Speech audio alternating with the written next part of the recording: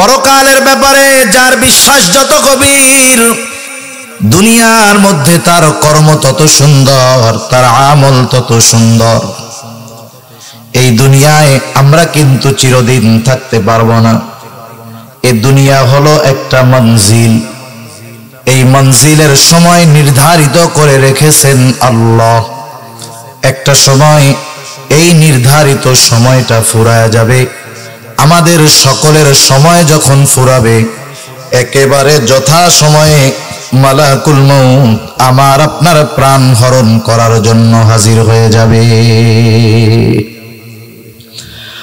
আল্লাহ রাব্বুল আলামিন জানায় দেন, ফাইযা জাআ আজালুহুম লা ইস্তাখিরুনা সাআতান ওয়া লা ইস্তাকদিমুন।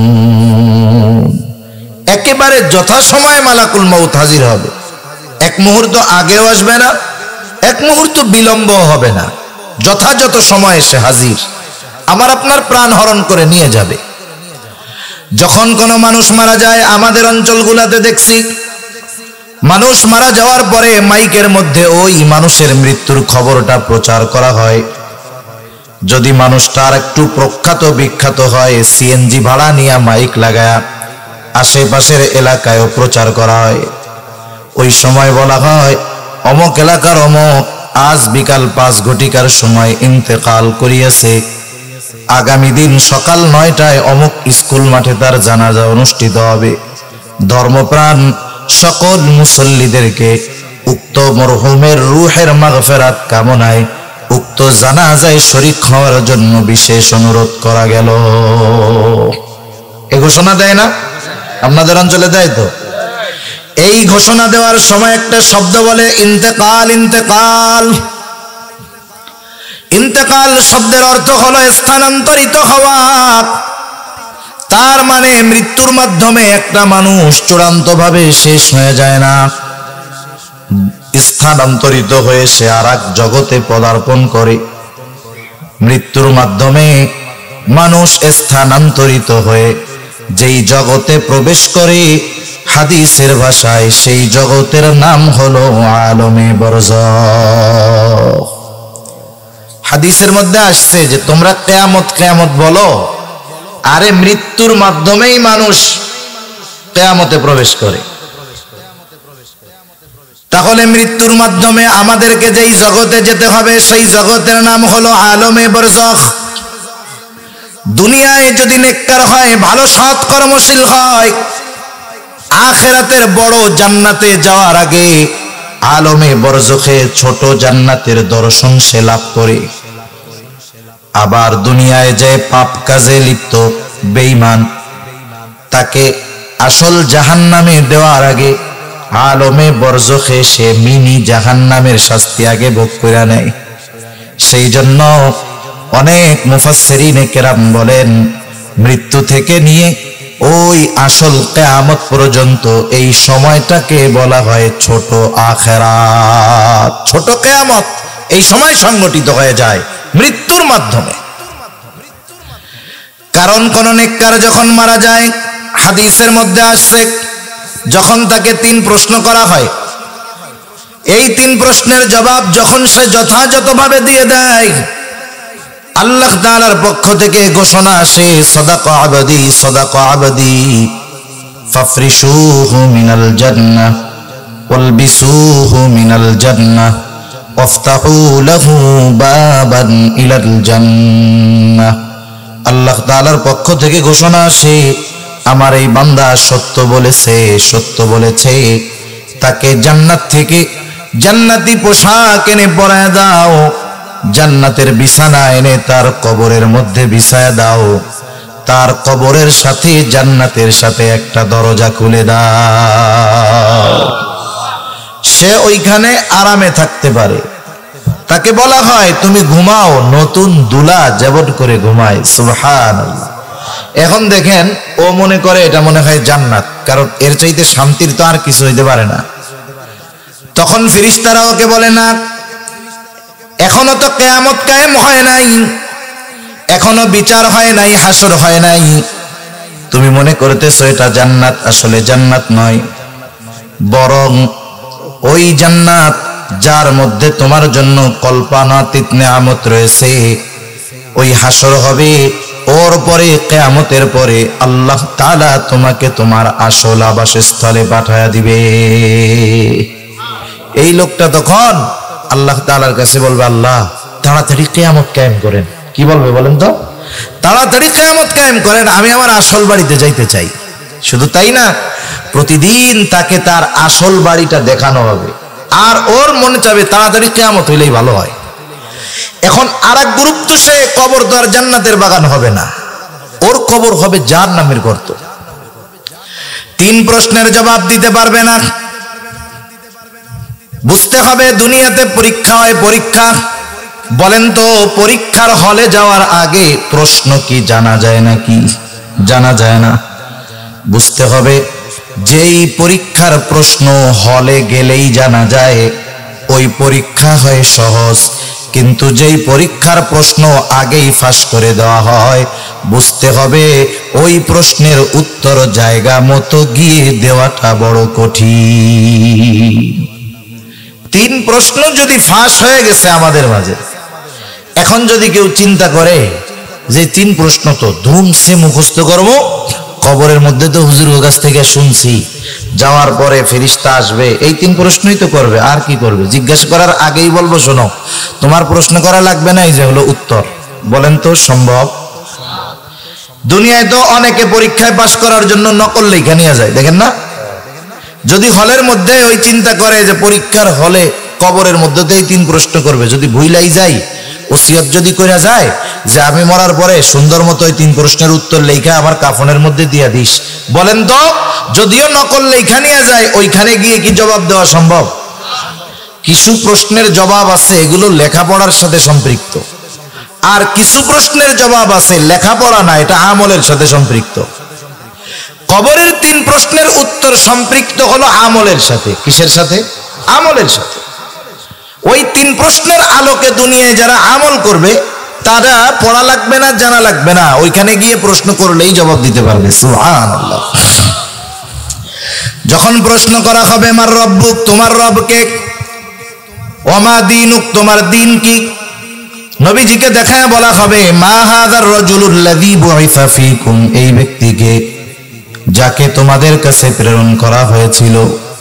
যে জবাব দিল তার অবস্থা তো জানলাম, কিন্তু যে জবাব দিতে পারবে না সে বলবে লা আদরি, আমি কিছুই জানি না। আল্লাহ তাআলার পক্ষ থেকে ঘোষণা আসবে কাযাবা আবদি কাযাবা আবদি ফাফরিশুহু মিনান নার ওয়ালবিসুহু মিনান নার ওয়াফতাহু লাহু বাবান ইলান নার। আল্লাহর নবী জানায় দেন, ঘোষণাকারী ঘোষণা দিবে আমার এই বান্দা মিথ্যা বলেছে, মিথ্যা বলেছে, জাহান্নাম থেকে আগুনের পোশাক এনে একে পরায় দাও, জাহান্নাম থেকে আগুনের বিছানা এনে বিছায় দাও, এবং তার কবরের সাথে জাহান্নামের সাথে একটা দরজা খুলে দাও। আরো হরেক রকমের শাস্তি কবরে আছে, এগুলো বলার মতো সময় আমার নাই। যে কথা বোঝানোর জন্য বলতেছি যে কিয়ামত তো ছোটটা শুরু হয়ে গেছে, এখন ওই শাস্তির তীব্রতা এত বেশি, ও মনে করবে যে এর চাইতে কঠিন শাস্তি আর হইতে পারে না, এটাই মনে হয় জাহান্নাম। ও কি মনে করবে? এটাই মনে হয় জাহান্নাম। ফেরেশতারা ওকে জানাবে না এটা জাহান্নাম না, বরং এর তুলনায় কল্পনাতীত শাস্তি আল্লাহ তাআলা জাহান্নামে তোমার জন্য প্রস্তুত করে রাখছে।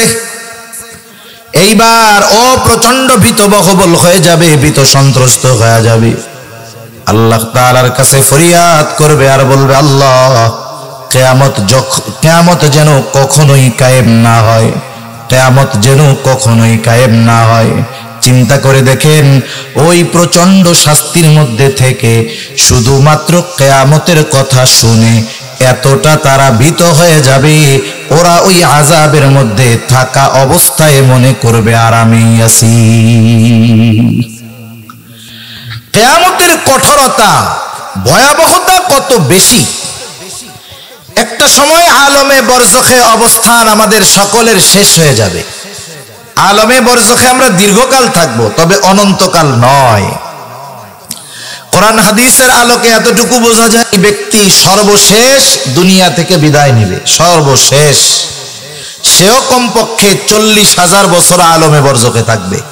কমপক্ষে কত বছর? 40,000 বছর।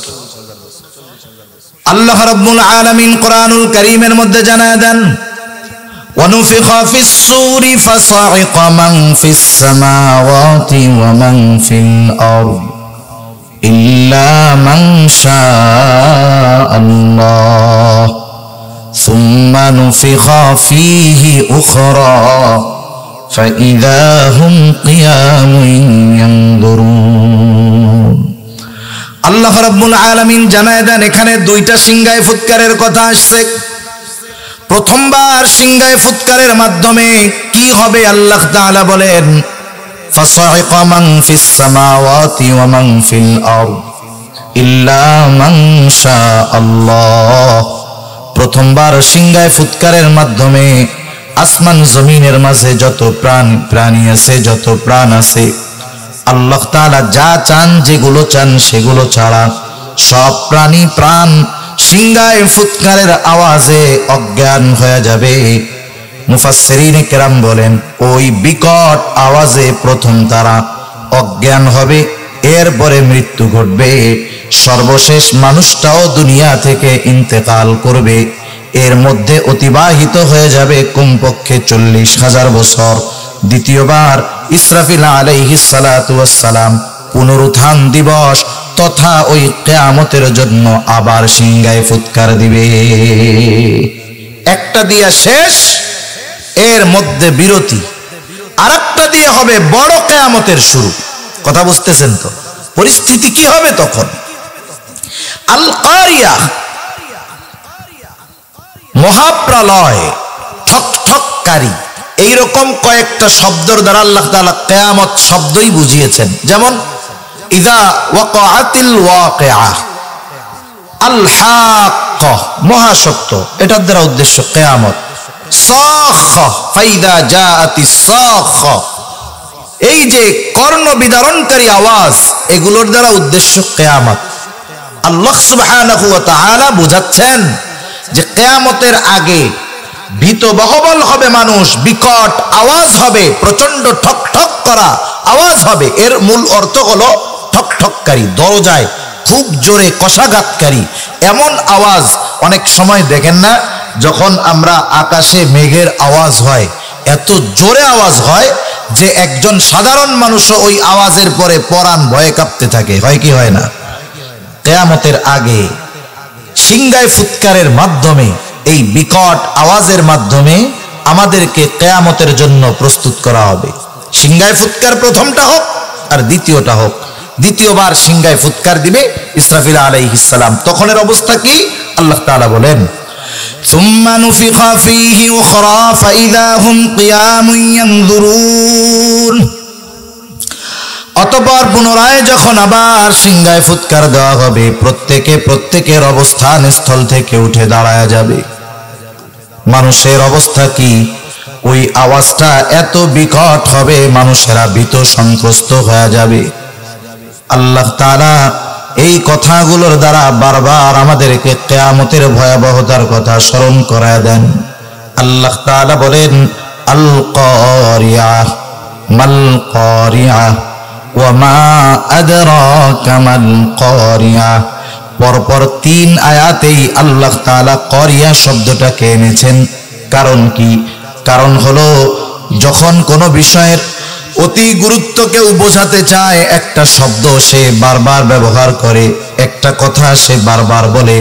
রাসূলুল্লাহ সাল্লাল্লাহু আলাইহি ওয়াসাল্লাম যখন কোনো বিষয় সাহাবায়ে কেরামের দৃষ্টি আকর্ষণ করে বলতেন এবং বিষয়টার অধিক গুরুত্ব বোঝাতে চাইতেন, নবীজিও তখন ওই কথাকে পরপর 3 বার পুনরাবৃত্তি করতেন।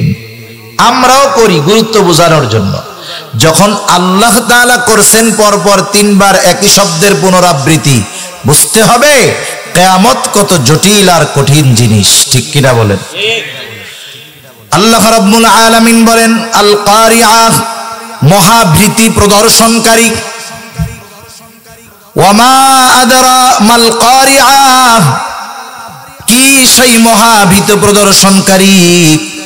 ওয়া মা আদরাকা মাল কারিয়া, আল্লাহ তাআলা বলেন, কে আপনাকে জানাবে যে এই মহাভীত প্রদর্শনকারী কি জিনিস? এক কথায় এর দ্বারা উদ্দেশ্য হলো কিয়ামতের ভয়াবহতা, কিয়ামতের দিন মানুষের অবস্থা কি হবে সে কথা আল্লাহ তাআলা আরো এক জায়গায় জানায় দেন। ওই যে দেখেন, মানুষ মারা যাওয়ার পরে দুই অবস্থা, একটা হলো তার কবর হবে রাউদাতুম মিন রিয়াদিল জান্নাহ, জান্নাতের বাগান, আর একজনের কবর হবে জাহান্নামের গর্ত, ওইখানের শাস্তির তীব্রতা কঠিন। কিন্তু যখন দ্বিতীয়বার সিংহায় ফুৎকার দেওয়া হবে, সূরা ইয়াসিনের মধ্যে আল্লাহ তাআলা বলেন, ওয়ানুফিখা ফিস-সূরি ফাইযা হুম মিনাল আজদাসি ইলা রাব্বিহিম ইয়ানসিলুন। দ্বিতীয়বার সিংহায় ফুৎকার দেওয়ার পরে প্রত্যেকে তার প্রত্যেকের অবস্থান থেকে জাগ্রত হয়ে যাবে এবং তারা রবের দিকে ছুটতে থাকবে। এমন ভীতবহবল থাকবে, চিন্তিত থাকবে। রাসূলুল্লাহ সাল্লাল্লাহু আলাইহি ওয়াসাল্লাম বলেন, কিয়ামতের দিন সবাই বিবস্ত্র অবস্থায় উঠবে, বস্ত্রহীন অবস্থায় উঠবে। রাসূল আকরাম সাল্লাল্লাহু আলাইহি ওয়াসাল্লামের স্ত্রীদের মধ্য থেকে একজন বলতেছে, ইয়া রাসূলুল্লাহ, সেই দিন কি মানুষ একে অপরের দিকে তাকাবে না, লজ্জাস্থান দেখবে না? নবীজি বলেন, আয়েশা, মানুষ এতটা ভীত চিন্তিত থাকবে ওই কিয়ামতের দিন যে একজন আরেকজনের দিকে তাকানোর বিষয়টা চিন্তাও করবে না। এতটা ভীতবহবল হয়ে যাবে মানুষ।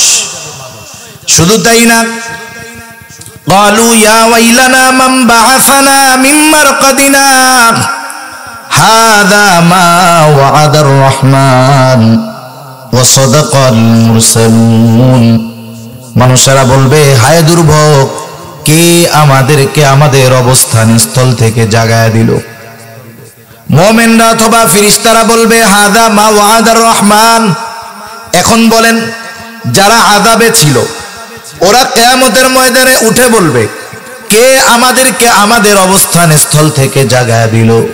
তার মানে হাসরের ময়দানের অবস্থা দেখা ওরা মনে করবে কবরে আযাবে ছিলাম না, বরং কবরের মধ্যেই আরামে ছিলাম। কিছুই হয় নাই, শুধু উঠছে।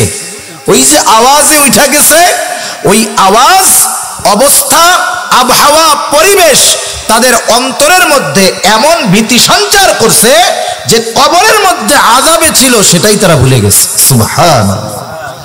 আমরা কথাগুলো বলতেছি, শুনতেছি, কিন্তু কথা বলার দ্বারা, শ্রবণ করার দ্বারা বাস্তব অবস্থা অনুধাবন করা যায় না, বাস্তব অবস্থাটা বোঝা যায় না। এটা তো আমরা বলতেছি, কিন্তু বাস্তবতা উপলব্ধি হবে ওই সময়।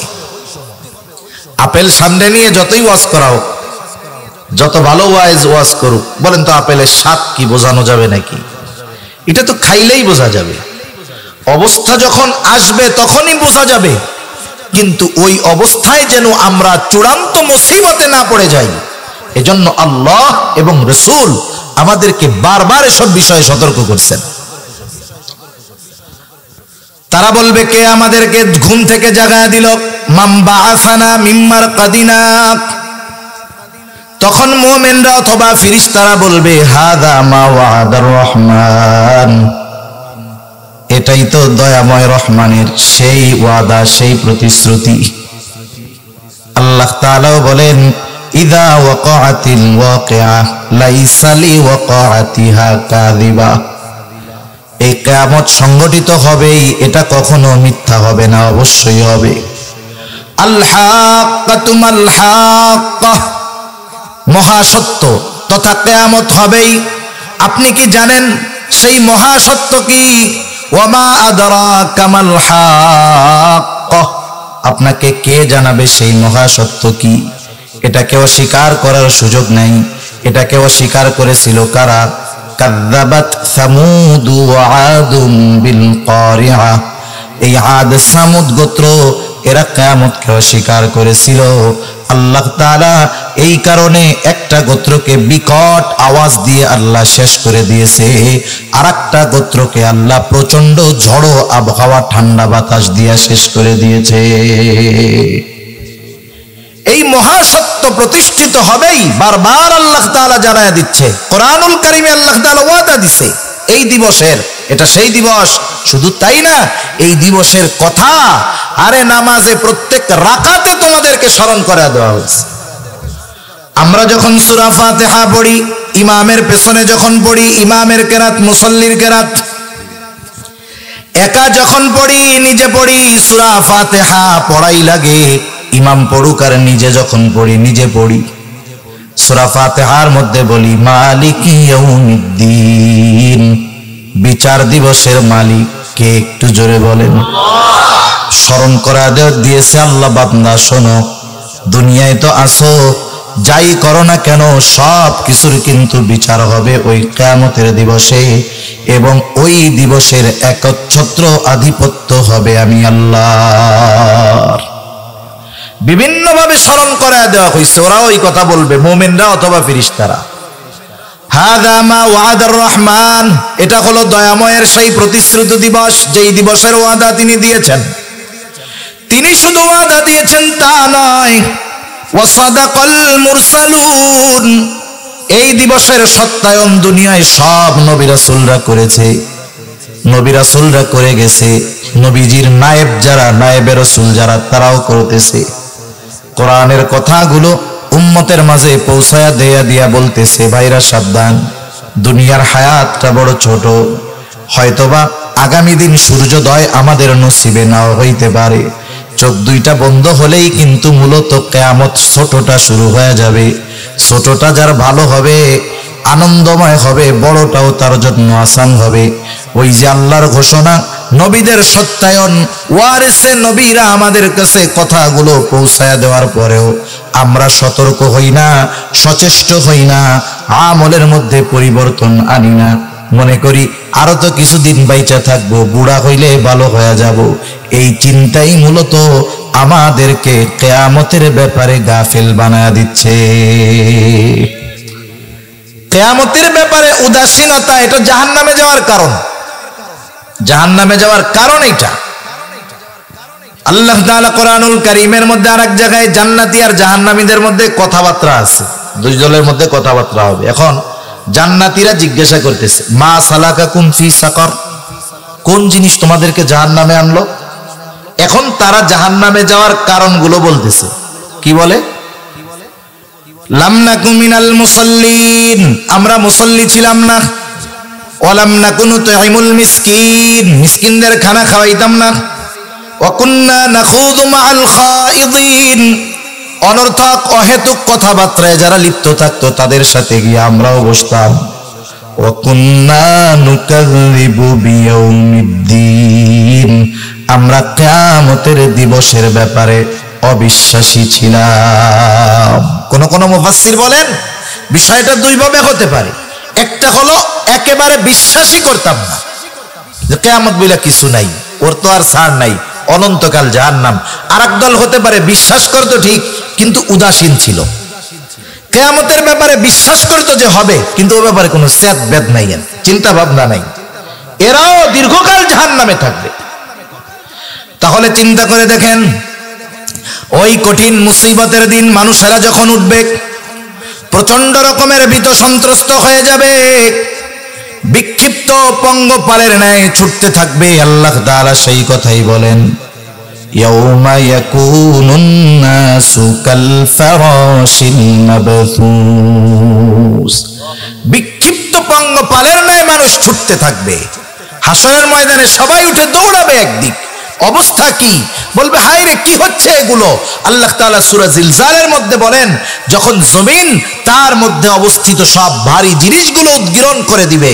মুফাসসিরিনে কেরাম বলেন এটা হতে পারে মানুষের দেহ লাশ, হতে পারে দুনিয়ার জমিনের নিচে সেই খনিজ পদার্থগুলো, স্বর্ণের খনি, যা দামি দামি জিনিস আছে উদ্গীরণ করে দিবে। মানুষ দেখবে আর কি বলবে, ওয়াকালাল ইনসানু মা লাহা, হায় রে এগুলো কি? এগুলোর জন্যই তো দুনিয়া শেষ করলাম, এগুলোর জন্যই তো আমরা দুনিয়ায় মারামারি হানাহানি করলাম, আর আখিরাতের জন্য কিছুই সঞ্চয় করার সুযোগ পাইলাম না। মানুষেরা বিক্ষিপ্ত পঙ্গপালের ন্যায় ছুটতে থাকবে।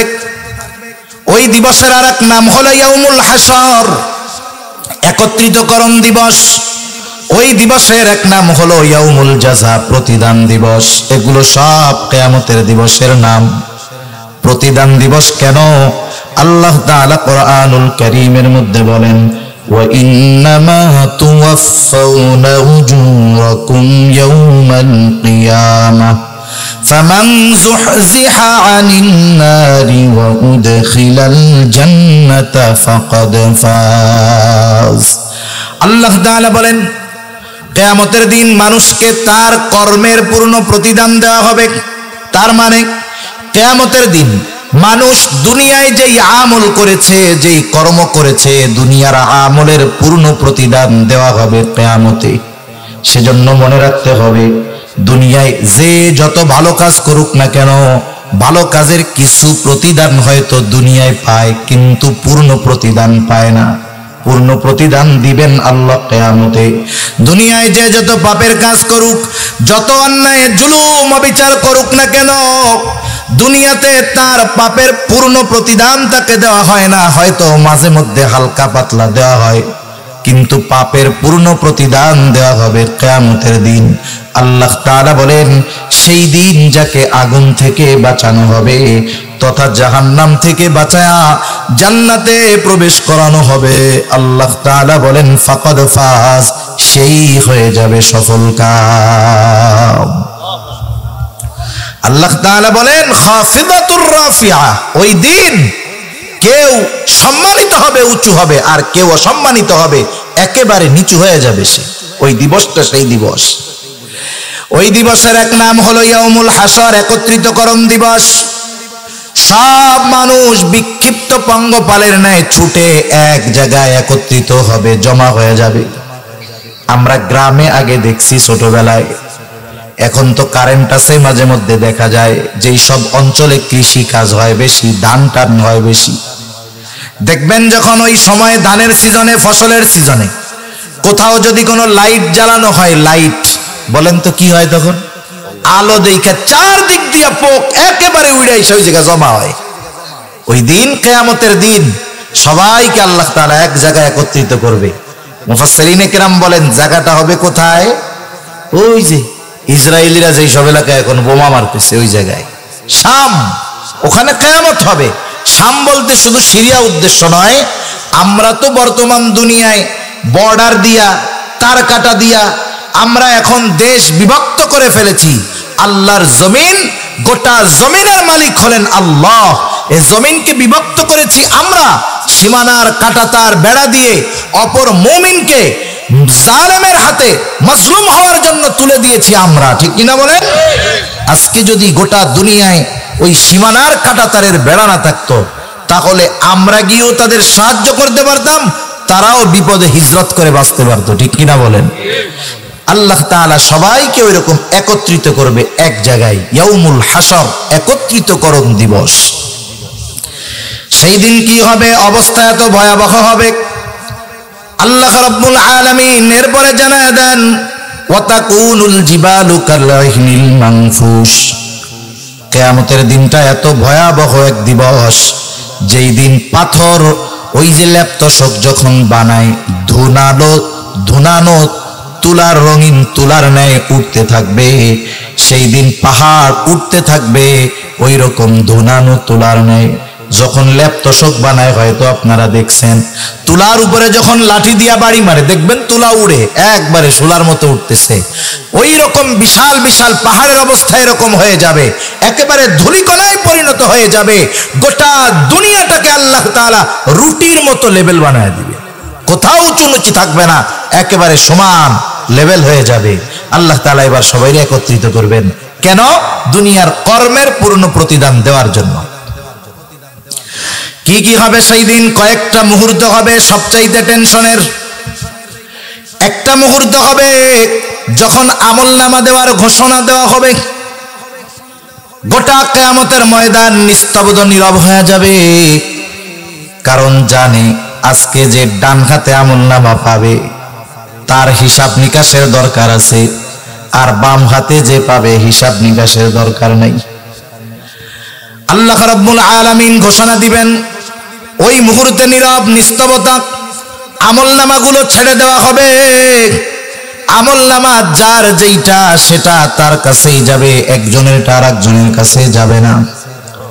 আল্লাহ রাব্বুল আলামিন জানায় দেন ডান হাতে যারা আমলনামা পাবে তারা কেমন আনন্দিত হয়ে যাবে। আল্লাহ তাআলা বলেন فأما من أوتي كتابه بيمينه فيقول هاؤم اقرءوا كتابيه إني ظننت أني ملاق حسابيه। ডান হাতে যারা আমলনামা পাবে ওরা মানুষদেরকে বলবে ফায়াকুলু হাউম ইকরাউ কিতাবিয়া, এই তো আমার কিতাব, এই তো আমার আমলনামা, তোমরা পড়ো আমার আমলনামা, পড়া দেখো কত কিছু লেখা আছে, কত আমলের কথা লেখা আছে। এইবার সে ডান হাতে আমলনামা পাওয়ার কারণ বলবে ইন্নী যানানতু আন্নী মুলাকিন হিসাবিয়া, আমি ডান হাতে আমলনামা কেন পাইছি জানো? কারণ আমি দুনিয়াতে এই ব্যাপারে দৃঢ় বিশ্বাস রাখতাম যে আমাকে আমার কর্মের হিসাব আল্লাহর সামনে দেওয়া লাগবে। মূল কথা হলো আমি বিশ্বাস করতাম কিয়ামতের দিন আমার দুনিয়ার কর্মের হিসাব দিতে হবে কার সামনে? আল্লাহর সামনে। দুনিয়াতেই চিন্তা করছি, কিয়ামতের ব্যাপারে ভয় ছিল, জবাবদিহিতার চিন্তা ছিল, এই জন্য আমি দুনিয়ায় ভালো কাজ করছি। ভালো কাজ করার কারণে আজকে কোন হাতে আমলনামা? ডান হাতে আমলনামা। ডান হাতে আমলনামা পাওয়ার দ্বারা মূলত নিশ্চিত হবে যে এ অনন্তকাল জাহান্নামী না, নিশ্চিত হয়ে যাবে যে সে অনন্তকাল জাহান্নামী না, জান্নাতে যাবে, এটা সুনিশ্চিত হবে। আরেক দল বাম হাতে আমলনামা পাবে। কোরআনুল কারীমে আল্লাহ তাআলা জানায় দেন সামনে দিয়ে দেওয়া হবে না, পেছন দিয়ে দেওয়া হবে। কেমনে? বাম হাতটাকে বুক চিরে পেছন দিকে নেওয়া হবে, এরপরে তার হাতের মধ্যে আমলনামা দিয়ে দেওয়া হবে। আমলনামা পেয়ে সে কি বলবে? আল্লাহ তাআলা বলেন ওয়া আম্মা মান উতিয়া কিতাবাহু বিশিমালি ফায়াকুলু ইয়া লাইতানি লাম উতা কিতাবিয়া ওয়ালাম আদরি মা হিসাবিয়া ইয়া লাইতাহা কানাতিল কাদিয়া। বাম হাতে আমলনামা বাবার পরে বলবে হায় দুর্ভোগ, লাম উতা কিতাবিয়া, আমি যদি এই কিতাব, আমি যদি এই আমলনামা না পাইতাম কতই না ভালো হতো। ওয়ালাম আদরি মা হিসাবিয়া, আমি যদি আমার এই হিসাবটা না জানতাম কতই না ভালো হতো। ইয়া লাইতাহা কানাতিল কাদিয়া, এর আগে যদি আমার চূড়ান্ত ভাবে মৃত্যু হয়ে যাইত, অর্থাৎ ওই প্রথম মৃত্যুটাই যদি আমাকে পুরোপুরি নিশ্চিহ্ন করে দিত কতই না ভালো হতো। আফসোস করবে ঠিক, কিন্তু সেই দিন করার কিছু থাকবে না। এই কিয়ামতের জন্য দুনিয়ায় থাকতেই প্রস্তুতি নিতে হয়। ওই দিন যেন আমলনামা বাম হাতে না যায়, ডান হাতে আসে, এই জন্য প্রস্তুতি নিতে হয়। দুনিয়ায় মরার পরে নিলে হয় না। আমাদের অবস্থাটা হলো কি জানেন?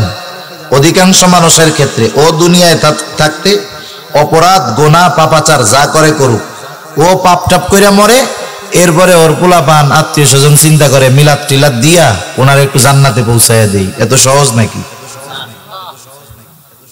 আমি যদি দুনিয়ায় ভালো কাজ না করি, ভালো আমল না করি, আমার অবস্থা টাইট হয়ে যাবে, মৃত্যু থেকেই শুরু হয়ে যাবে আফসোস। কথায় আসলো, একটু মনে আসলো তাই বলি। দেখেন, এই হায়াত আছে, হায়াত হলো সবচাইতে দামি। মানুষের কিছু স্টেপ আছে, মঞ্জিল আছে। শুরুর মঞ্জিল ধরেন যদি, সেটা হলো রূহের জগৎ। শেষ মঞ্জিল দুনিয়া অথবা জান্নাত। যেই কয়েকটা মঞ্জিল ওই জান্নাত পর্যন্ত পৌঁছাইতে আমাদের অতিক্রম করতে হবে, সবচাইতে কম সময় যেখানে আমরা অপেক্ষা করি সেটা হলো দুনিয়া। সেটা কোথায় বলেন? দুনিয়া। মনে করেন আল্লাহ তাআলা আদম আলাইহিস সালামের পৃষ্ঠদেশ থেকে আমাদেরকে বের করছে, রূহ বের করছে, এটা হলো মূল। কারণ মানুষ যখন মারা যায়, মারা যাওয়ার পরেই তার নামের সাথে আমরা একটা শব্দ জুড়া দিই, নামটা অনেক সময় বাদও দিয়া দিই। মনে করেন মারা গেছে ঢাকায়, আমরা তখন বলি না যে আব্দুর রহিম কখন আসবে, তখন বলি লাশ কখন আসবে। ঠিক কিনা বলেন? লাশ কখন আসবে? আমরা লাশের অপেক্ষায় আছি। লাশ আসলেই জানাজা হবে, লাশ দাফন হবে, লাশ কাফন হবে, নাম সাথে সাথেই শেষ। এখন বলেন লা শাইউন ফি, যার মধ্যে কিছু নাই, এটাই তো লাশ। কিন্তু চোখ আছে, হাত আছে, কান আছে, সব আছে, এরপরেও কয় কেন যে কিছুই নাই? যেটা আসল সেটা নাই, ঠিক কিনা বলেন? অথচ ওই আসলটাই দেখা যায় না। ওই রূহের জগতে আমরা ছিলাম কত বছর, এর মূল হিসাব আল্লাহ তাআলা ভালো জানে। লক্ষ লক্ষ বছর পার হয়ে গেছে হয়তো ওখানে। রূহের জগৎ থেকে আল্লাহ আমাদের পাঠাইছেন দুনিয়ার জগতে। রূহের জগতে ধরেন লক্ষ বছর, দুনিয়ার জগতে কয় বছর? বড় জোর 100 পাওয়া মানুষ এই সময় তো কম। বাংলাদেশের এভারেজ ধরেন 70-75 ধরেন। এরপরে আর এক জগতে যাব, আলমে বরজাখ। ওইখানে সবচাইতে কম যে থাকবে সেও থাকবে কমপক্ষে 40,000 বছর। সুবহানাল্লাহ বলেন। এরপরে কিয়ামতের ময়দান যদি আর একটা মঞ্জিল ধরেন, মেয়াদ কতদিন? ইয়াউমান কানা মিকদারুহু 50,000 সানাহ। কিয়ামতের এক একটা দিনের মেয়াদ হবে দুনিয়ার 50,000 বছরের সমান। এরপরে হিসাব নিকাশ শেষ, জান্নাত অথবা জাহান্নাম। যে ইমানদার জান্নাতি, বেঈমান জাহান্নামী। সর্বশেষ মঞ্জিলের শুরু আছে তো কোনো শেষ নাই। যার শান্তি শুরু তো শান্তি, যার কষ্ট শুরু তো কষ্ট। এখন বলেন শেষ মঞ্জিল কার কেমন হবে? এটা নির্ভর করে দুনিয়ার এই মাত্র 70 বছরের হায়াতের উপর। সুবহানাল্লাহ। সেজন্য এই মঞ্জিলের সময়টা কম কিন্তু দামটা বেশি। আসলে চোখ খোলা থাকলে এই জিনিসের দাম বোঝা যায় না। চোখ যখন বন্ধ হবে তখন দাম বোঝা যাবে, কিন্তু করার কিছু থাকবে না। সেই জন্য ওই রকম আফসোস যেন আমাদের না করতে হয়। দুনিয়ায় থাকতেই আখিরাতের প্রস্তুতি নেওয়ার দরকার আছে না নাই? দেখেন মানুষ যখন মারা যায়, যারা সময়কে কাজে লাগাইছে এরা তো ভালো। এই আওয়াজটা একটু ছাড়েন, আমার কথা একটু আওয়াজটা টন করে ছাড়েন, ব্যাস ট্যাস কমাই দিয়া। এমনি সুন্দর হইতেছে মাশাআল্লাহ, একটু ভলিউম বাড়াইলে ভালো হবে, কষ্ট কম হবে আর কি। আমার এনাদের তো সাউন্ড সিস্টেমও ভালো, টাঙ্গাইলের সবচেয়ে বড় ভালো মাইক মনে হয়, আওয়াজ অনেক ভালো হইতেছে, একটু ভলিউম বাড়াইলেই হবে। দেখেন মানুষ যখন মারা যায়, যারা ভালো কাজ করে না এরা মরার পর আফসোস করে। ওরা আফসোস করে কিছু কথা বলে, কিন্তু সে কথা যে গোসল করায় সেও শোনে না, যে জানাজা করায় সেও শোনে না, কিন্তু ও বলে। কি বলে? আল্লাহ রাব্বুল আলামিন জানায় দেন কি বলে? যে দুনিয়ার হায়াতটাকে কাজে লাগাইলো না, সে তখন বলে ফায়াকুলা রব্বি লাউলা আখরতানি ইলা আজালিন করিব। আফসোস করে বলে, আরে যদি আমাদেরকে একটু সময় সুযোগ দেওয়া হইতো, আবার একটু যদি হায়াত দেওয়া হইতো, আল্লাহ আবার যদি আর একটু দুনিয়ায় যাওয়ার সুযোগ দেওয়া হইতো, কি করতো? ওরাই বলবে ফাআসসাদদাকা ওয়া কুম মিনাস সালিহিন। আমরা সম্পদ থেকে দান সাদকা করতাম, নেক কাজ কইরা সৎ কর্মশীলদের অন্তর্ভুক্ত হয়ে যাইতাম। যদি একটু সুযোগ আবার দুনিয়ায় যাওয়ার দেওয়া হইতো, ওই মানুষটা ওই সময় দুনিয়ার এই হায়াতের মূল্য বুঝবে, কিন্তু তার করার কিছু থাকবে না। সেজন্য ওই জিনিস যার জন্য মানুষ মরার পরে আফসোস করে, সেটা তো আলহামদুলিল্লাহ আমাদের কাছে এখন আছে, হায়াতটা আছে না। এখন যদি কাজে না লাগাই, আখিরাতের পাথেও যদি সংগ্রহ না করি, এটা বোকা। নবীজি বলেন তোমরা তো ভাবো চালাক, যে অল্প দিনে টাকা পয়সা ধন দৌলত উপার্জন করছে এটা তোমরা ভাবো মনে হয় খুব চালাক। আসলে ও চালাক না। চালাক হলো কে? চালাক হলো সে যে অল্প দিনের দুনিয়ারে কাজে লাগাইয়া অনন্তকালের জান্নাতের মালিক হয়ে যায়। সুবহানাল্লাহ। ওই দিন আমাদের আমলনামা আমাদের কাছে পৌঁছায়া দিবেন আল্লাহ। ডান হাতে আমলনামা পাইলে সফল, বাম হাতে আমলনামা পাইলে সে চূড়ান্ত পর্যায়ের ব্যর্থ। যেই সময়গুলোতে হাসরের ময়দানে মানুষেরা সবচাইতে চিন্তিত থাকবে, এর একটা সময় হলো এটা। এরপরে আল্লাহ মানফুস فأما من ثقلت موازينه فهو في عيشة راضية। আরেকটা সময় মানুষ সবচাইতে চিন্তিত থাকবে, ভীত থাকবে। কোন সময়? যখন তার আমলকে ওজন দেওয়া হবে। আমার আপনার আমল ওজন দেওয়া হবে, গণনা করা হবে না, কত বড় তাও দেখা হবে না, ওজন দেওয়া হবে। আল্লাহ তাআলা ওজনের জন্য পরিমাপক দাড়িপাল্লার ব্যবস্থা করবেন। আল্লাহ সুবহানাহু ওয়া তাআলা জানায় দেন, ওয়া নাযাউল মাওয়াজিনাল কিসত লিয়াউমিল কিয়ামাতি ফালা তুযলামু নাফসুন শাইআ ওয়া ইন কানা মিসকালা হাববাতিন মিন খারদালিন আতাইনা বিহা ওয়া কাফা বিনা হাসিবিন।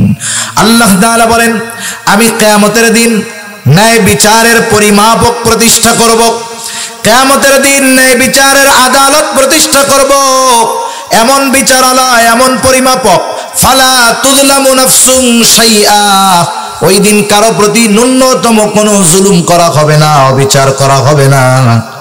বরং দুনিয়াতে কেউ যদি সরিষা দানা পরিমাণ কোনো আমল করে থাকে, আল্লাহ তাআলা বলেন ওই আমলটাকেও আমি আল্লাহ হাজির করব। হাজির করা হবে, আল্লাহ হিসাব নেবেন, ওজন করবেন। আল্লাহ তাআলা কেমন সূক্ষ্মদর্শী। হযরত লোকমান নাম শুনছেন না? হযরত লোকমানের, হযরত লোকমান। কেউ কেউ বলেন উনি নবী ছিলেন, কেউ বলেন নবী না, কিন্তু অধিকাংশ মুফাসসিরিন ইকরামের মত উনি নবী ছিলেন না, তবে একজন প্রজ্ঞাবান ব্যক্তি ছিলেন।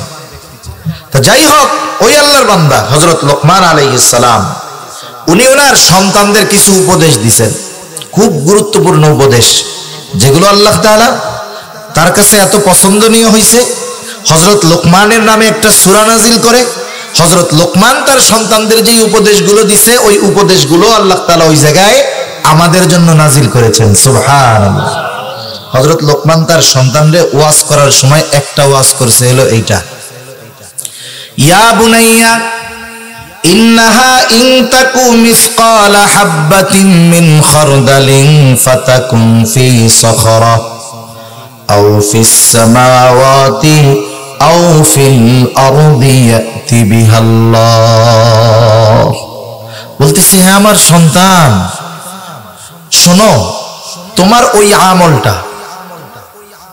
আমলটা সেটা নেক আমল হোক আর বদ আমল হোক, আমল স্বাভাবিকভাবে ভালো হইতে পারে, মন্দ হইতে পারে। তুমি নেক কাজ করো আর ভালো কাজ করো আর গুনার কাজ, সেটা যা হয় হোক, ওই আমলটা তুমি যদি কোনো পাথরের মধ্যেও করো, ফাতাকুন ফি সখরা, যদি তুমি ওইটা পাথরের মধ্যেও করো, আও ফিস সামাওয়াত, আসমানেও যদি করো, আও ফিল আরদ, জমিনের মধ্যেও যদি করো, ইয়াতি বিহাল্লাহ, তোমার ওই সরিষা দানা পরিমাণ আমলটা যেখানেই তুমি করো না কেন, কিয়ামতের দিন ওই আমল হাজির করবে কে?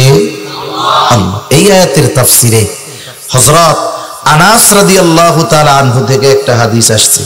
নবীজি বলেন, কেউ যদি এমন পাথরের মধ্যে আমল করতে পারে, কেমন পাথর?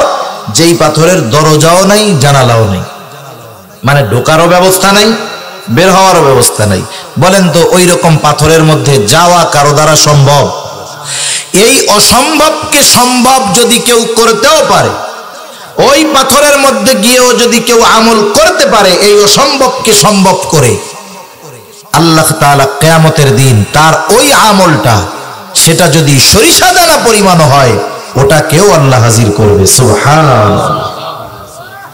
সেজন্য আল্লাহ রাব্বুল আলামিন ওই দিন বিচার দিবেন, বিচার করবেন, প্রত্যেকটা আমলের হিসাব নিবেন। আমার আপনার আমলগুলোকে ওজন দেওয়া হবে, ওজন। হাদিসের মধ্যে আসছে ওজন দেওয়া হবে। সবচাইতে বেশি ওজন হবে কোন আমল? যেহেনে হঠাৎ করে আসলো তাই বলি। চিন্তা করে দেখেন, নবীজির কাছে প্রশ্ন করতেছে আবু হুরায়রা রাদিয়াল্লাহু তাআলা আনহুর হাদিস।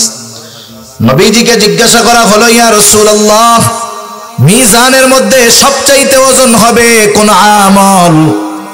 নবীজি নামাজের কথা বলেন নাই, রোজার কথা বলেন নাই, হজের কথা বলেন নাই, যাকাতের কথা বলেন নাই, নবীজি বললেন মিজানের মধ্যে সবচাইতে ওজন হবে যেই আমল, সেটার নাম হলো উত্তম চরিত্র।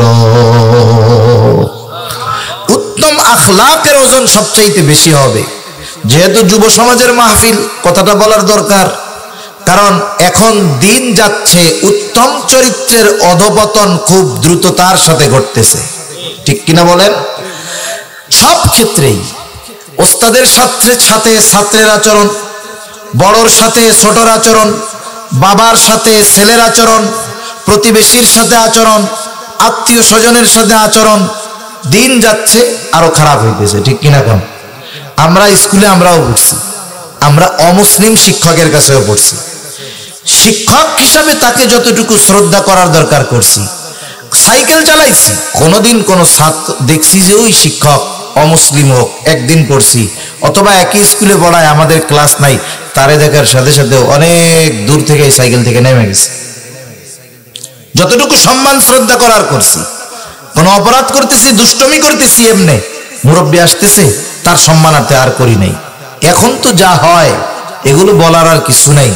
তা যাই হোক, আমাদেরকে উত্তম আখলাকের অধিকারী যদি হতে পারি, চেষ্টা যদি চালায় যাই, ওইটা হবে মিজানের মধ্যে সবচাইতে ওজনদার এক আমল। সুবহানাল্লাহ।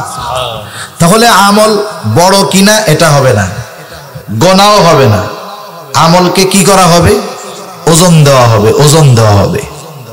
আর আমল তো ওজনদার হয় ইখলাস, সাথে সাথে নবীজির সুন্নাহ, এই দুইটার সংমিশ্রণ যেই আমলের মধ্যে ঘটে, মানে কোন পাপ নাই সে করে নাই, এমন কোন পাপ নাই যেটা কিফিল করে নাই। বিসমিল্লাহ।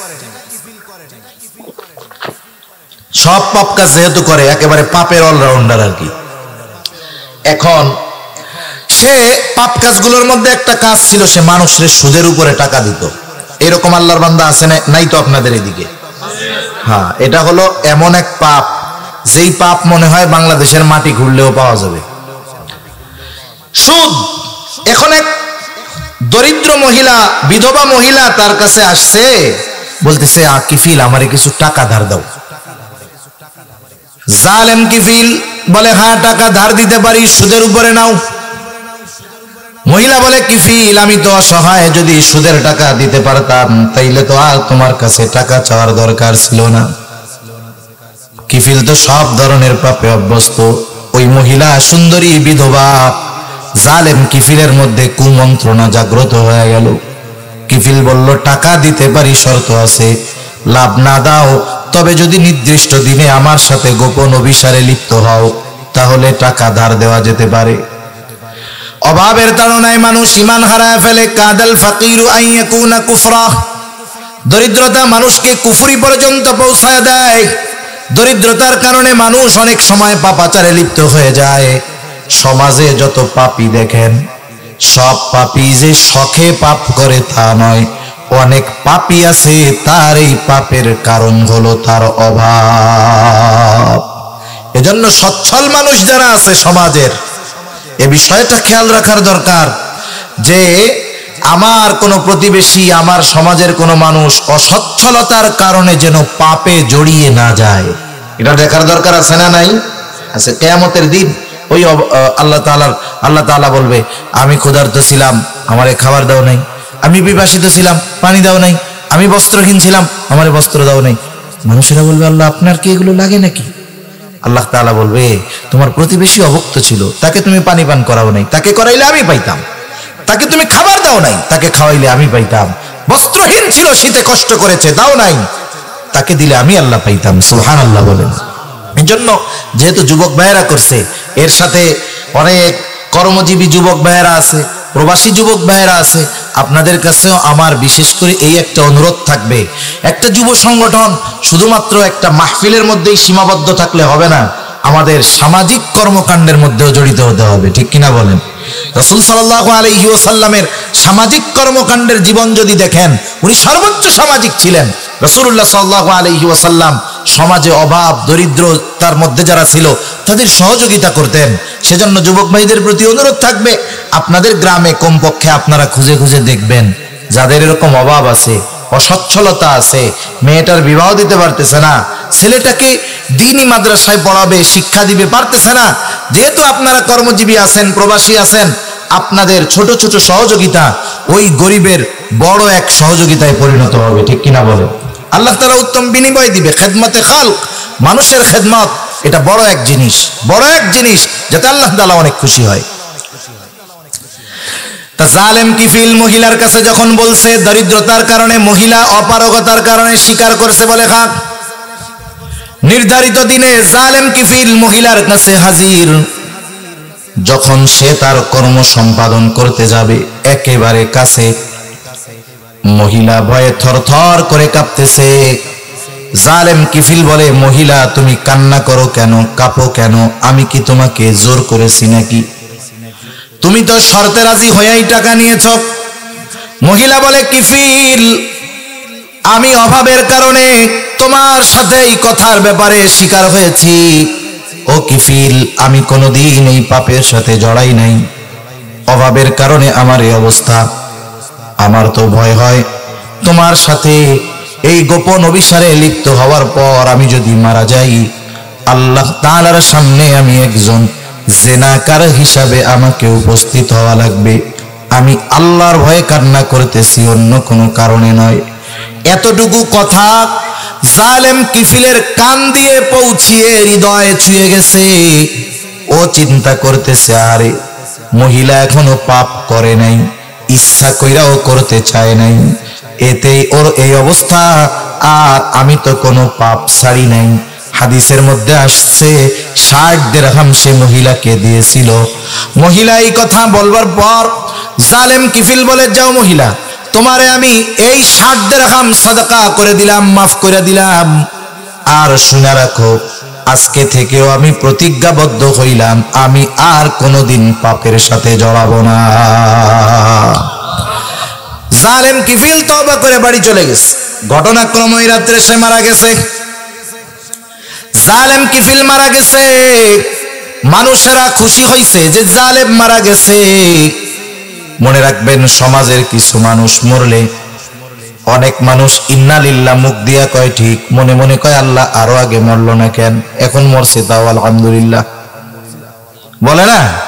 শুনাইয়া কয় যায় রে অমুকে মারা গেছে, আমার বুকটা জ্বলে যাচ্ছে, মনে মনে কয় আর 10 বছর আগে মরলো না কেন। সমাজের কিছু মানুষ মরলে মানুষ খুশি হয়। ও তো জালেম ছিল, মানুষ মরছে, মানুষ খুশি হয়েছে। কিন্তু আল্লাহ তাআলা জানায় দিছে, না তোমরা জালেম বইলো না কিফিলকে। কিফিল তওবা করছে, কিফিলের তওবা আল্লাহ তাআলা কবুল করেছে। কিফিলকে আল্লাহ তাআলা তার বন্ধু বানায় নিছে। একটু চিন্তা করেন, একটা কথা তার চিন্তাকে পরিবর্তন করে দিয়েছে। তওবা নসিব হয়েছে, মারা গেছে সারা জীবন পাপ করে, একটা কথা একটা চিন্তা তাকে আল্লাহর বন্ধু বানায় দিয়েছে। সেজন্য আমরা এখন থেকে জীবনের হিসাব করব।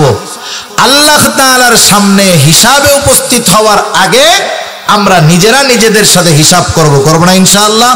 যখন বড় বড় প্রতিষ্ঠানে অডিট আসবে, সরকারি অডিট আসবে হিসাব নেওয়ার জন্য, ওই মাদ্রাসার যিনি হিসাব রক্ষক থাকেন, একবার হিসাব ফাইনাল করে বসে থাকেন না। এলাকার যারা বুঝে এদেরকে ডাকে, দেখ তো হিসাবটা ঠিক আছে নাকি। 15-20 জনরে দেখায়। এরপরে গিয়া অডিট অফিসার যখন দেখে, তখনও মনের মধ্যে খালি সুবু সুবু লাগে, না জানি কই ভুল হয়ে যায়, না জানি কই ভুল হয়ে যায়। চিন্তা করে দেখেন, ওই মহাপ্রক্রমশালী যিনি সবার হিসাব নেওয়ার জন্য একাই যথেষ্ট, ওই মহান সত্তার সামনে আমার জীবনের হায়াতের হিসাব দেওয়ার আগে ওই হিসাব আমাকে নিজের কাছে নিজে বারবার দেওয়ার দরকার আছে না নাই? যদি দিতে পারি তাহলে আশা করি ওই যে মিজানে যখন ওজন হবে তখন অবশ্যই নেকের পাল্লা ভারী হবে ইনশাআল্লাহ। فأما من ثقلت موازينه فهو في عيشة راضية وأما من خفت موازينه فأمه هاوية। যারটা হালকা হবে তথা নেকের পাল্লা হালকা হবে, তার অবস্থান স্থল হবে হাওয়া। আল্লাহ তাআলা বলেন, ওয়ামা আদরাকা মা হিয়া, আপনাকে কে বলবে সেই হাওয়া এটা। নারুন হামিয়া।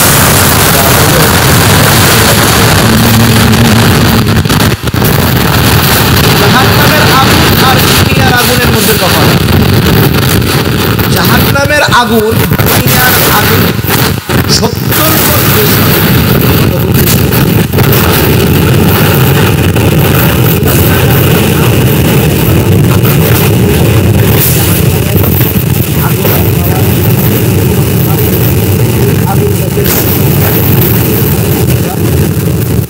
এরপরে দুনিয়ায় পাঠাইছে। চিন্তা করেন জাহান্নামের আগুনের জ্বলন ক্ষমতা কত বেশি। ওই আগুনের মধ্যে দেওয়ার সাথে সাথে কি অবস্থা হবে আপনারা মাঝে মধ্যে আগ্নেয়গিরি দেখবেন। আগুনের পাহাড় মনে রাখতে হবে, সমুদ্রের তলদেশ পুরো আগুন দিয়ে ভরা। সমুদ্রের তলদেশ কি আগুন দিয়ে ভরা। এটা বিজ্ঞান বলতেছে যে পৃথিবীতে আমরা পাহাড়ের যে আগ্নেয়গিরিগুলো দেখি এগুলো কিছুই না। সুভিয়াস আগ্নেয়গিরি এগুলো স্যাম্পল ব্যাপার, কিন্তু এর চাইতে কল্পনাতীত শক্তি নিয়ে সমুদ্রের তলদেশে সমস্ত আগ্নেয়গিরি আছে। দেখেন না, ওর মধ্যে ফালাই দিলে লোহা মুহূর্তের মধ্যে তরল আগুন, তরল এগুলো দুনিয়ার আগুনের এই অবস্থা। তাইলে জাহান্নামের আগুনের অবস্থাটা কেমন হবে এটা একটু চিন্তা করে দেখেন। আর হাওিয়া, এই আগুনের গর্তের মধ্যে এটা খুব গভীর হবে, উপর থেকে ফালাইয়া দিবে একেবারে তলদেশে যায় পৌঁছাতে হবে। ওখানে হবে এই ওজনে যাদের হালকা হবে, নেকের পাল্লা যাদের হালকা হবে তাদের এই পরিণতি, কোণার পাল্লা যাদের ভারী হবে তাদের হবে এই পরিণতি। এখন বলেন, আমরা যদি এই সূরাগুলোর আলোকে, আসলে আর একটা ব্যাপার হলো এই যে কোরআনুল কারীমের শেষের দিকের সূরাগুলো, এগুলো আমরা নামাজে পড়ি 15টা সূরা, এই সূরাগুলো কমপক্ষে ভালো মতো মুখস্থ করিয়া এগুলোর অনুবাদ জানা, ইমাম সাহেব ওলামায়ে কেরাম আছে এগুলোর একটু ব্যাখ্যা জানা। কারণ দেখেন, আপনি আমি যখন নামাজ পড়ি আর বুজুর্গানে দিন যখন নামাজ পড়ে এদের নামাজের মধ্যে তফাৎ আছে। কেন তফাৎ হয়? ওনারা যখন সূরা ফাতিহা পড়ে বা কোনো সূরার আয়াত পড়ে, শব্দ পড়ে, প্রত্যেকটা শব্দ মুখে উচ্চারণের সাথে সাথে ওই শব্দের গোটা কথা জেহেনের মধ্যে চলে আসে। আল্লামা আনোয়ার শাহ কাশ্মীরি রহমাতুল্লাহি আলাইহি, নাম শুনছেন না আপনারা? উনি একবার একটা দেখলে 40 বছর মনে থাকতো। সুবহানাল্লাহ বলে 40 বছর মনে থাকতো। উনি কিন্তু কোরআনে হাফেজ না, কিন্তু কোরআনের কোন জায়গা বাকি নাই যে ওনার মুখস্থ নেই। কথা বুঝতে পারছেন কেন এরকম হইতো? কারণ আমরা তো রিডিং করে যাইতেছি ধুমছে। রোজার মাসে আমরা চিন্তা করি কে কয় খতম দিতে পারলাম, বুঝি আর না বুঝি যা হয় হোক। কিন্তু উনি শুধু একটা শব্দ পড়তেন না, ওই শব্দের গভীরে ঢুকে যাইতেন। কারণ আরো কথায় কথা তো আসে, আমাদের দেশে কিছু মিস্টার মৌলানা আছে। মিস্টার মৌলানা চিনেন নি? বুঝেন নাই? আরে আমাদের দেশের এই 40 বছর হাদিস পড়াইয়া হুজুর আহলে হাদিস হইতে পারেন, কিন্তু আমাদের দেশে বাংলা বইরা সূরা ফাতিহা শুদ্ধ নাই, উনি হয়ে হলো আহলে হাদিস শায়েখ। আছে না নাই? একটা জিনিস মনে রাখ, আপনি আমি কোরআন শরীফের তরজমা দেখা শুধু অর্থ দেখতে পারবো। মানুষ অনুবাদ পড়ে, অর্থ পড়ে, দেখে ঠিক আছে অর্থ, কিন্তু শাব্দিক অর্থের সাথে সাথে ওই শব্দগুলোর একটা অন্তর্নিহিত অর্থ আছে। শাব্দিক অর্থ চোখ দিয়ে দেখা যায়, মুখ দিয়ে পড়া যায়, মুখ দিয়ে বলা যায়, কিন্তু ওই শব্দটার অন্তর্নিহিত অর্থ হৃদয় দিয়ে বুঝতে হয়। আর এটা বোঝার জন্য ওই শব্দ তথা ওই ভাষার পূর্ণ পাণ্ডিত্য অর্জন করতে হয়। হাদিসের কিতাবের ইবারত পড়ার আগে প্রায় 4-5 বছর, 5 বছরের কম হবে না, 5-6 বছর একেবারে আরবি সাহিত্য ব্যাকরণ নিয়ে পড়ার পরেও একজন আলেম বলতে পারে না যে আমি আরবি সাহিত্যে তথা আরবি ভাষার উপরে পূর্ণ পাণ্ডিত্য অর্জন করতে পারছি। অথচ হায় হায় অনুবাদ কইরাই, মানে এমনি আরবির থেকে নিজে বাংলা করতে পারবে না, কিন্তু মানে বাংলা করাটা নিজে কইরা আর একজন বাংলা করছে, ওইটা পড়ে উনি শায়েখ হয়ে গেছে, আলে হাদিস হয়ে গেছে। মনে রাখবেন, এইরকম যারা আছে এরা নিজেরা তো বিভ্রান্তিতে ডুবছে, আমাদেরকেও ডুবাইয়া ছাড়বে, এজন্য সাবধান। তা দেখেন আহলে হাদিস হয়ে গেছে, কোন কথার থেকে গেলাম আল্লাহ তাআলাই জানে। যে শব্দের অন্তর্নিহিত অর্থ, এটা বোঝার জন্য তো আলেম হওয়ার দরকার। এটা বোঝার জন্য মেহনত করার দরকার। এটা বোঝার জন্য নিজে ওই গবেষণার মধ্যে ডুবে থাকার দরকার। তা কোন কথা থেকে গেলাম? এর আগে জানি কি কইছিলাম? শেষের সূরাগুলো। হ্যাঁ, এই তো মূল কথা এইটা। তা দেখেন, আমরা তো পড়ি, রিডিং পড়ে যাচ্ছি, আমরা কিন্তু পড়ার কিছু বুঝতে পারি। আমি প্রয়োজনে বাড়ি থেকে অনুবাদ করে মুখস্থ করি। এরপর ইমাম সাহেব তখন কি হয়, দুই যা সূরা ফাতিহাটা নামাজে পড়েন, আর সূরা ফাতিহা সহ অন্যান্য ছোট ছোট সূরাগুলো যখন আপনি পড়তে বুঝবেন, ওলামায়ে কেরামের কাছ থেকে এরপরে আপনি ওই সূরাটা নামাজে পড়ে দিবেন, তখন আপনার কাছে আর ক্লান্তি লাগবে। তখন যদি ইমাম সাহেব বড় সূরা যদি প্রস্তাব না থাকে, ওই সূরা যদি নামাজে পড়ে আপনার কষ্ট লাগবে না। আমাদের দেশে দেখেন না, একটু সূরা লম্বা হইলে লম্বা সূরা পড়ে স্থিরতার সঙ্গে। কেন? এজন্য শেষের এই সূরাগুলোর পক্ষে আমরা পড়বো, জানবো, ওলামায়ে কেরামের থেকে ব্যাখ্যা জানবো এবং এর শিক্ষা আমরা আমাদের জীবনের সাথে ফিট করব। তাহলে আশা করা যায় জীবন সুন্দর হবে, পরকাল সুন্দর হবে, আমাদের ইবাদত সুন্দর হবে। আর ইবাদত গুলো যখন আল্লাহর জন্য হবে, তখন মিজানে যখন ওজন দেওয়া হবে, দেখা যাবে আমল অল্প কিন্তু এটার ওজন অনেক বেশি। ঠিক কিনা বলেন? আরে তুলা যদি এক বস্তা দেন, কতখানি জায়গা লাগে না? এখন দেখা যাবে ওই তুলার ওজন হলো 3 কেজি। 3 কেজি জায়গা খায় কতটুকু? এতটুকু। সেজন্য ইখলাসওয়ালা আমলের ওজন বেশি, মিজানের পাল্লায় ওগুলোর ওজন বেশি ভারী হবে। আর পরকালের কথা বেশি বেশি চিন্তা করব, কারণ যে যত পরকালের প্রতি বেশি বিশ্বাসী, কিয়ামতের ভয় যার অন্তরে যত বেশি, দুনিয়ার আমল তত তার সুন্দর। দুনিয়ার নিয়ম এটা, যার জবাবদিহিতা আছে, যেই জিনিসের জবাবদিহিতা আছে, দেখবেন অপরাধ যদি হয় সমাজে, যদি জবাবদিহিতা থাকে, সঠিক শাস্তি প্রয়োগ থাকে, অপরাধ কমে না বাড়ে? স্বাভাবিক কমে। ওই রকম কিয়ামতের জবাবদিহিতার ভয় যাদের আছে, যে আমাকে আমার আল্লাহর সামনে দাঁড়াতে হবে, আমার কর্মের হিসাব আল্লাহ তাআলার সামনে আমাকে দিতে হবে, আমাকে ওই হাসরের ময়দানে একত্রিত করা হবে, এই চিন্তাগুলো যখন আসবে, তখন আমাদের জীবন পরিবর্তন হবে, আমল সুন্দর হবে এবং আখিরাতে পরকাল সুন্দর হবে, জান্নাত আমাদের বাসস্থান হবে ইনশাআল্লাহ। আল্লাহ সুবহানাহু ওয়া তাআলা আমাদের সবাইকে সূরা আল কারিয়ার এই শিক্ষাগুলোকে সামনে নিয়ে আগামীর জীবনকে সুন্দর করার তৌফিক আল্লাহ দান করুন। সকলে বলি আমিন। ওয়া আখিরু দাওয়ানা আনিল হামদুলিল্লাহি রাব্বিল আলামিন। আসসালামু আলাইকুম ওয়া রাহমাতুল্লাহি ওয়া বারাকাতুহু।